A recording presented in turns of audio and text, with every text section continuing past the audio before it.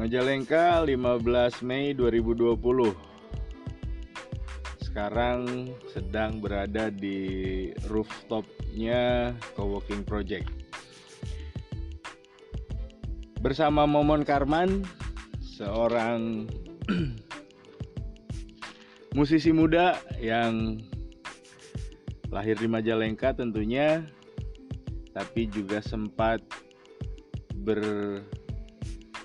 berkiprah di Bali, dan sekarang dia memilih kembali ke Majalengka, juga sedang membuat project album lagu. Kita korek dan kita bedah di bincang dadakan Hanet Keneh Pisan bersama Momon Karman. Asik. Kita tanya banyak hal tentang perjalanannya, tentang kisahnya juga, sampai pada titik pilihannya kembali ke Majalengka. Mungkin diawali dari bisa flashback dari kenapa pilihannya memilih ke Majalengka, lalu kemudian seberapa optimis untuk mampu struggle di dunia yang digelutinya, dalam hal ini musik, untuk kembali berkiprah di Majalengka. Momon Karman. Asik. Ya, terima kasih Om. Kenapa memilih kembali lagi ke Majalengka? Pertama adalah faktor yang menentukan Momon kembali adalah keluarga, terutama kedekatan terhadap keluarga, terutama ketika almarhum nenek waktu itu meninggal, tapi posisi Momon itu nggak bisa pulang sama sekali gitu. Itu membuat sebuah pukulan bagi Momon sendiri untuk udahlah, sekarang bagian Momon untuk kembali lagi di Majalengka, dekat dengan keluarga, dekat dengan sanak saudara, dan tentunya tetap berkarir di bidang musik dan di Majalengka. Gitu. Lalu itu yang membuat chemistry kekeluargaan ya, yang kemudian menarik Momon kembali ke Majalengka. Iya, betul sekali. Lantas tentu karena mungkin juga ada sesuatu yang dirasakan ketika, apakah perasaan itu juga tidak terwakili atau tidak tertutupi ketika Momon di Bali, atau seperti apa? Silahkan Momon kemudian cerita di Bali, kira-kira apa yang sudah digeluti di sana, dan membawa referensi dan koleksi gagasan apa yang mempengaruhi Bali terhadap Momon. Pengaruh Bali sangat besar, animenya sangat besar sekali untuk jejak karir Momon dan pola pikir juga, terutama karena di sana sangat-sangat luas dan bebas juga. Apapun bisa ditepuk tanganin di sana. Ketika kita bermain musik, katakanlah musik ya, sangat-sangat gampang sekali untuk mendapatkan tepuk tangan, tapi gak semuanya yang tepuk tangan itu layak gitu. Cuman di sana juga kita bisa berpikir secara luas, karena apapun kita bisa lakukan. Beda dengan di sini. Kadang kita itu ada sekat-sekat Om. Terutama Momon adalah seorang yang sangat suka musik etnik. Ketika Momon ingin istilahnya membuat karya dengan etnik gitu, ataupun kolaborasi dengan hal yang berbau etnik gitu, selalu ada pakem-pakem yang membuat itu saling bertabrakan, akhirnya berbenturan Om. Oh, kamu nggak boleh gini karena pakemnya begini. Oh, kamu harusnya begini karena pakemnya begini. Selalu ada tembok-tembok itu yang kita tidak bisa loncati gitu. Di Majalengka ada tembok-tembok seperti itu? Ada Om, ada. Nah, kalau di Bali bedanya adalah kita bisa melakukan apapun, gitu. Entah karya apapun, dan akan mendapatkan apresiasi apapun itu. Untuk referensinya banyak sekali Om. Ketika melihat musik-musik etnik yang berasal dari luar, karena Bali adalah salah satu destinasi pariwisata internasional yang banyak sekali orang-orang internasional datang. Di sana mereka membawa kebudayaan, tapi nggak terlalu kebudayaan banget gitu. Jadi mereka juga masih membaur lah istilahnya gitu. dari segi tradisi dan juga modernnya, dan mereka selalu memfusion itu Om. Dan di situ mendapatkan inspirasi untuk membuat ethnic fusion, katakanlah seperti itu. Sementara kalau kemudian dilihat secara akar di Majalengka sendiri, harusnya menurut penglihatan saya yang mungkin juga Momon bisa mengklarifikasi ini, Majalengka harusnya sangat luas dan terbuka ketika berbicara etnik. Dalam hal ini, oke, kita komparasinya dengan terdekat wilayah 3. Ketika berbicara dengan Cirebon, jelas-jelas dia ada simpul kuasa pemilik kebudayaan itu sendiri. Sebut saja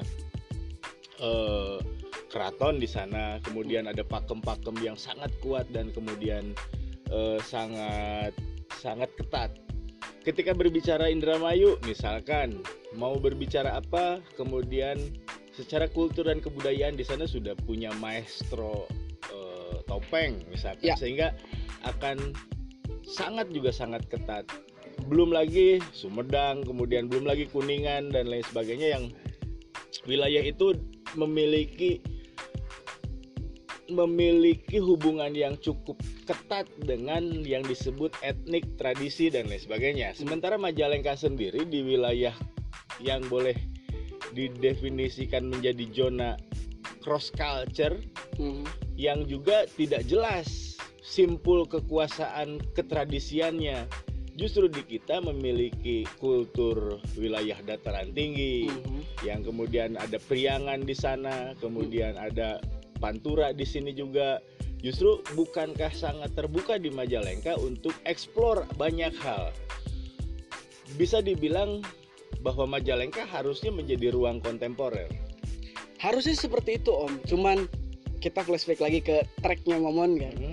Di zaman SMA dulu, awal-awal Momon ingin berkiprah di menuangkan karya di etnik itu, ketika itu kita bikin Karinding Cangkilung Om. Kita itu satu angkatannya sama Karinding Akar Awi yang di daerah apa itu teh? Karikolot, Leuwi Kidang ya.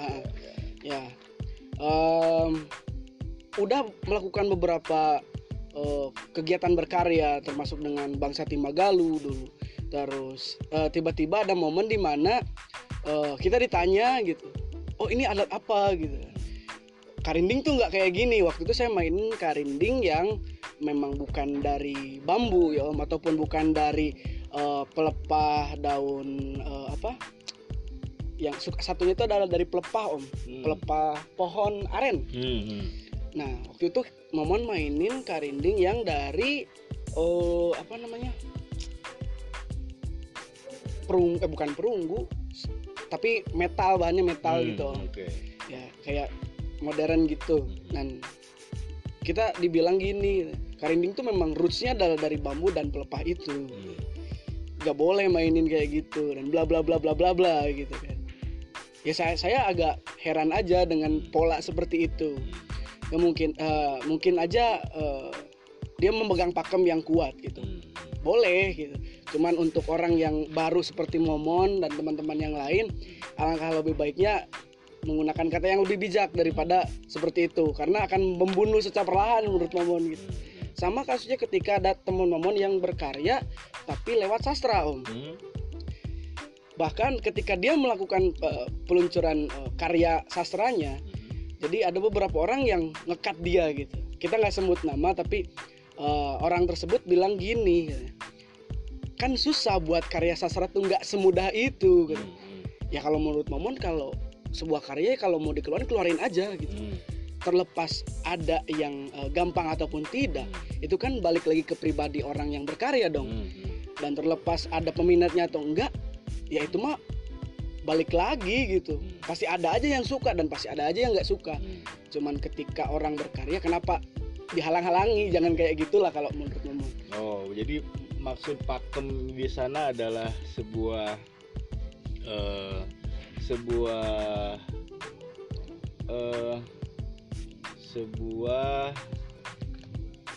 apa namanya itu ya, berarti dinamika sosial ya, yang dinamika terjadi sosial ya, bukan dalam konteks pakem yang eh, apa namanya, yang hierarkis Ya, kemudian betul. wow dan lain sebagainya. Nah, tapi kemudian ini menjadi menarik. Lalu kemudian kenapa Momon sendiri menanggalkan yang saya sendiri bahkan baru dengar ada karinding yang kemudian terbuat dari metal dan secara audio pun saya belum mendengarkan. Lalu kenapa pilihannya justru ditanggalkan? Kenapa tidak bertahan dengan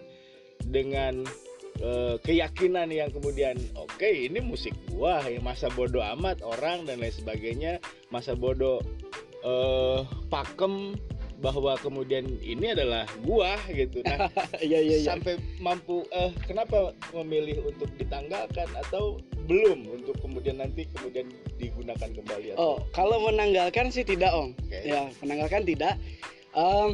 Cuman fasenya sekarang lagi di pending dulu untuk kegiatan itu, untuk misalkan main karinding atau apa.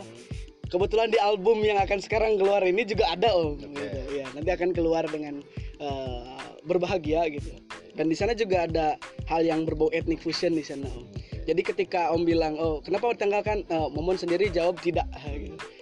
Cuman fasenya sekarang adalah Momon untuk ke ethnic fusion agak sedikit diredam dulu untuk melihat dinamika penyesuaian ketika Momon sekarang berkarir di Majalengka.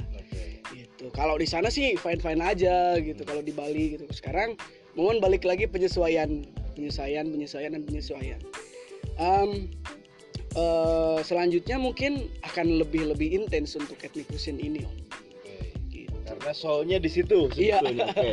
Nah, berbicara tentang album sendiri, sebelum masuk ke album juga ini tentang pengkaryaan. Seberapa penting dan orientasi tujuannya kemana dari berkarya ini sendiri buat Momon? Kalau karya ini bagi Momon sih, ibaratnya Momon sekarang lagi bercerita, Om.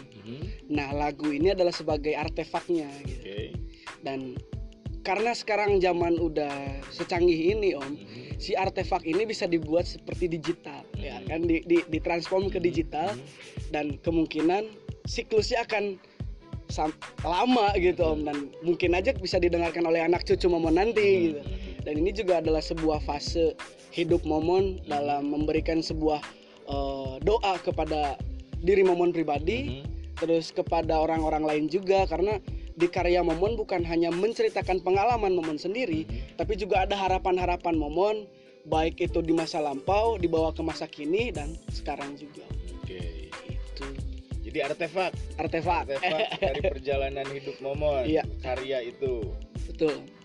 Sampai di situ, sampai hanya membuat artefak, ada tujuan lain dari proses berkarya ini? Kalau tujuan lainnya, kita balikin lagi kepada semesta lagi, Om. Karena karya pasti ada yang mendengarkan, ataupun ada yang melihat, atau ada yang menyukai, ataupun ada tidak. Kita biarkan itu lahir dulu, Om. Ketika sudah lahir, maka si karya itu akan menentukan jati dirinya sendiri menurut Momon. Ketika ini akan berguna bagi orang banyak, alhamdulillah. Ketika si karya ini akan berbakti kepada orang yang melahirkannya, ya alhamdulillah juga, dalam artian seperti Nom. Mungkin dari karya ini Momon bisa melanjutkan karir, ataupun karena Momon memilih jalur ini sebagai pilihan hidup, maka pilihan ini akan membawa kebaikan bagi kehidupan Momon sendiri. Amin, seperti itu, Om. Oke.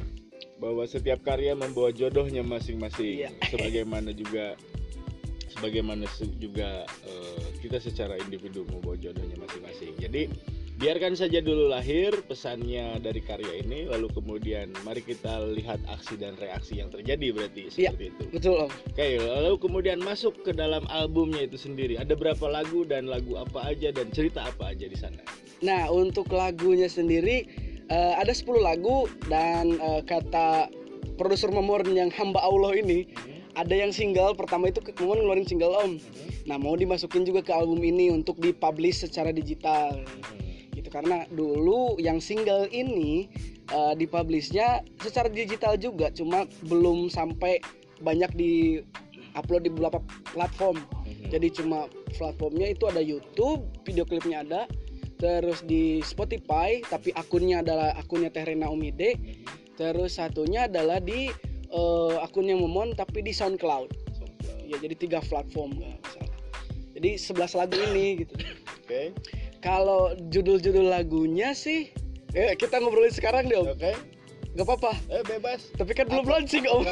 Apakah boleh apa tidak masalah. Kalau tidak nggak apa-apa, nggak disebutkan juga. Lalu mungkin bisa bercerita saja secara keseluruhan, secara makronya titel albumnya ini sendiri mungkin bisa diceritakan atau belum juga, itu silahkan. Kalau untuk judul albumnya sih kayaknya bisa dong. Kalau untuk judul albumnya ini adalah Kiki Kamese. Yang artinya kalau secara bahasa, kalau bahasa Jepang artinya Kikika itu chaos. Jadi keadaan yang chaos. Mese itu dari bahasa Prancis, maaf. Artinya adalah kehidupan. Jadi kehidupan yang chaos gitu dan dinamika gitu Om. Oke. Ya, jadi untuk itu kan makna eksplisitnya Kiki Kamese. Sebenarnya kalau untuk bahasa Indonesia ini adalah singkatan Om. Kiki Kamese, kisah kita, kamu, mereka semua. Jadi album perjalanan di mana Momon sempat berkarir dan melibatkan beberapa orang, harus akhirnya Momon karyakan tahun ini dan rekam secara benar dan akan dikeluarkan. Gitu. Oke. Kisah kita, kamu dan semua. Mereka semua. Kiki Kamese. Menarik sebuah diksi yang juga membawa spirit kebersamaan tentunya. Iya. Lalu sejauh mana perjalanan album ini sudah berjalan? Sudah berapa persen? Kemudian udah ada agenda launching, seperti apa launchingnya? Amin. Mengingat fenomena pandemi sekarang ini. Oke. Untuk berapa persennya? Ini udah 90%, insya Allah 90%. Tinggal kita nunggu mixing mastering, habis itu kita review. Habis di review kita ke publisher untuk ke agregator dan ke kontributor buat di semua platform. Di situ insya Allah keluar secepatnya Om. Mudah-mudahan secepatnya bisa segera launching. Oke. Itu kisah singkat bersama Momon Karman. Tentu tidak cukup dalam 20 menit untuk menceritakan berbagai perjalanannya. Mungkin kita ke depan bisa berbincang lagi. Amin. Juga mulai menceritakan juga project sekembalinya dia dari Bali. Lalu closing statement dari Momon sendiri terkait project yang sedang dijalankan, pesan buat publik seperti apa, silahkan. Untuk kawan-kawan semua yang ingin berkarya di saat pandemi corona seperti ini, lakukanlah apapun yang ingin kita lakukan dalam berkarya, keluarkanlah apapun itu, jangan ragu dan tetap produktif. Baik, itu ngobrol bincang dadakan Hanet Keneh Pisan bersama Momon Karman. Saya Fedi Sumantri dari Coworking Project. See you. Assalamualaikum.